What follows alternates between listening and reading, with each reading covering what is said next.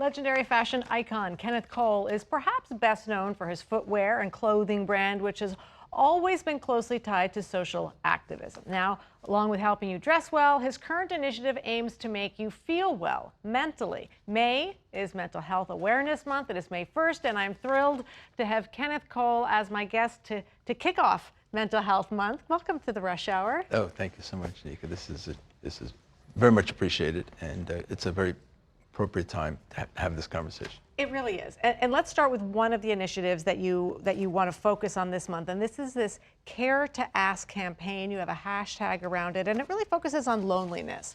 Tell us a little bit about what's the impetus behind this. So to begin with, I believe that there is a crisis of loneliness, which has been shared with us by the Surgeon General and countless others. And we are never been amongst more people, but more alone at the same time. We are alone in crowds, often as it's referred to. So, and that's largely because of social media. But at the same time, there's a pervasive trauma that I think that is everywhere. I think we're all living through it right now, and what's happening in our individual worlds is affecting us all differently. And I think it's, they say 1 in 4 people are affected by mental mental illness specifically at one point in their lives. We say it's 4 in 4, because if it isn't you, it's somebody you love, somebody in the family, the community, the workplace. But we are all going through this trauma right now as we speak. It really,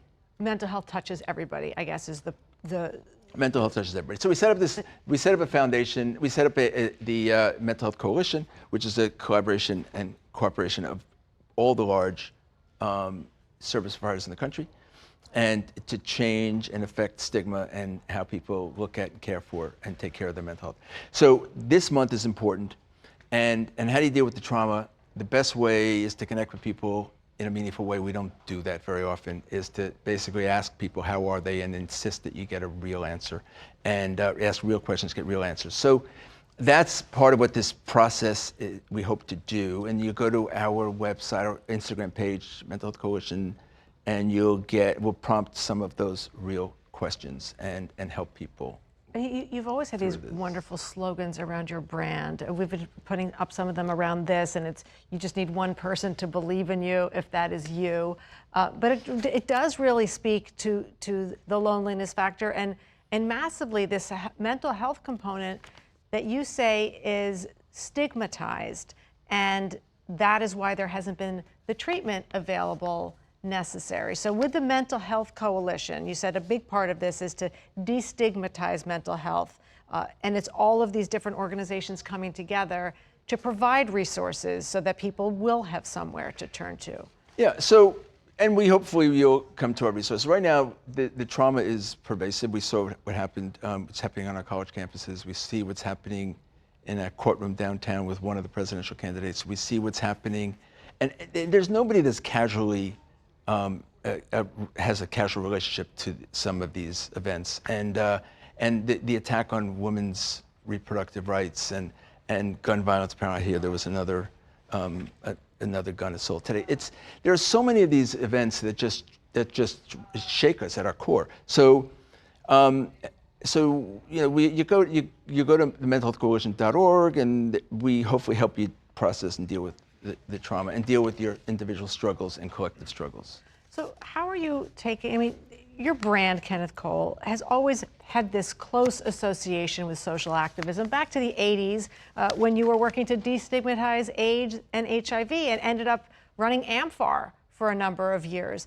I guess 2 questions. One, how did trying to destigmatize AIDS and your work there inform what you are trying to do now with mental health? So, and people have often said, why that? What qualifications do you have to do that? And the truth is, I don't really, and I'm not in the public health business. I'm not a doctor, a psychiatrist. But I have the ability. I'm good at aggregating resources and bringing people to the table who are good at it, and that's what we did at AMFAR. And that is what the Mental Health Coalition is today. And 1 in 200 people were living with HIV, 1 in 4 are living with mental health conditions, as we just discussed. So I do think that if you come together And people, you need to connect with people. You need to reach out to people. You need to, because that's the only way you're going to help each other through this. We're going to help each other through this, and it's these are profound moments that we're going through right now. How has sort of your business acumen informed these choices? So that's a good point. So thank you for asking. So the thing about the coalition is that we bring basic business principles to everything that we do. It's about impact, it's about leverage scale, and it's about finding ways to have quantifiable, transparent, quantifiable impact in everything that we do. And that is how we're able to make the impact, that we've been able to make so far. If you try to make the compassionate case for mental health, it fails almost every time because there's an empathy quotient and it's exhausted before you finish your first cup of coffee, and especially if you watch NY1. And but at the same time, the business case wins almost every time because it's not about an expense; it's about an investment, and the reality is that mental health is the most debilitating aspect of almost everybody's life. In the business universe, it is over 1 trillion hours a year are lost because of mental health related matters and to the global economy. And and everybody knows that if you bring the appropriate resources to the workplace, you improve retention, recruitment, morale, and ultimately productivity. And that is everybody's job. So it's not an expense, but it's in fact an investment that pays itself back 5 to 10 times. And then in just our last few seconds here, I know that is something that you're working on with the Mayor of New York on this Well-Being at Work initiative. Thank you. So we launched a Well-Being at Work initiative with Mayor Adams about the beginning of the year, actually December 5th of last year. And we have 150 companies that have joined. And we basically make available, all we ask of you is to commit to care and to learn about the collective best practices that are available to companies. And it is amazing because it is the only place where you can truly impact culturally, broadly, mental health, because it's the only place that mental health is imposed upon large populations of people. And you can help all your associates essentially by instituting some appropriate practices, and it'll pay itself back with significant dividends, and the results are great. And again, if you go to the coalition, I think it's up on the screen right now.